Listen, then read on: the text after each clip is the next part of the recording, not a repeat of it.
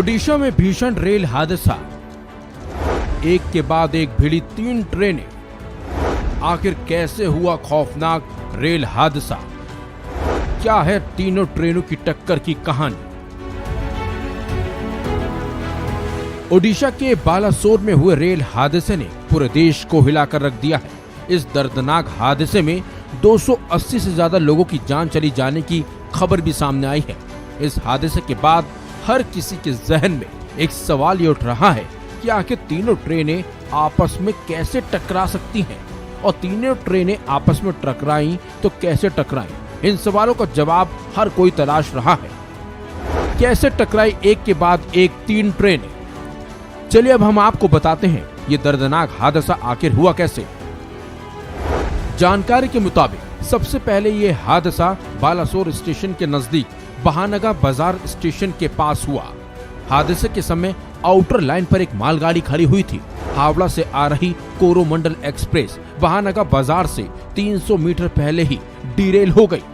यह हादसा इतना भयानक था कि कोरोमंडल एक्सप्रेस का इंजन मालगाड़ी पर चढ़ गया। इसके साथ ही कोरोमंडल एक्सप्रेस ट्रेन की पीछे वाली बोगियां तीसरे ट्रैक पर जा गिरी। तभी इसी ट्रैक पर तेज रफ्तार से आ रही हावड़ा बेंगलुरु एक्सप्रेस ट्रैक पर पड़ी कोरोमंडल एक्सप्रेस की बोगियों से बहुत तेजी से टकरा गई और तीनों ट्रेनें हादसे का शिकार हो गई। क्या रही हादसे की स्थिति? हादसे को लेकर दी गई प्रेस रिलीज में सामने आया है कि कोरोमंडल एक्सप्रेस के कोच B2 से B9 तक के कोच पलट गए थे। वहीं A1, A2 कोच भी ट्रैक पर पड़े हुए हैं। वहीं कोच B1 के साथ साथ इंजन पटरी से उतर गया और कोच H1 और GS कोच ट्रैक पर रह गए।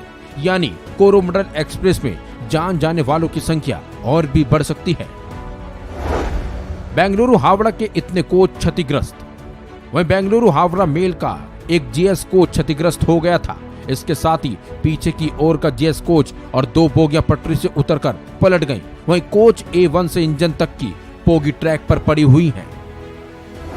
हादसा हुआ, डर गए लोग। इस हादसे में जो लोग बच गए उन्होंने बताया कि टक्कर होते ही एक झटका लगा था और अचानक ट्रेन की बोगी एक तरफ पलट गई और कई लोग डिब्बे से बाहर निकलकर ट्रैक पर गिर गए थे।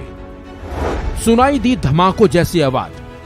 वहीं स्थानीय लोगों की माने तो तेज आवाजें सुनाई दी थी। एक के बाद एक तेज धमाके जैसी आवाज सुनकर लोगों की भीड़ मौके पर लग गई थी।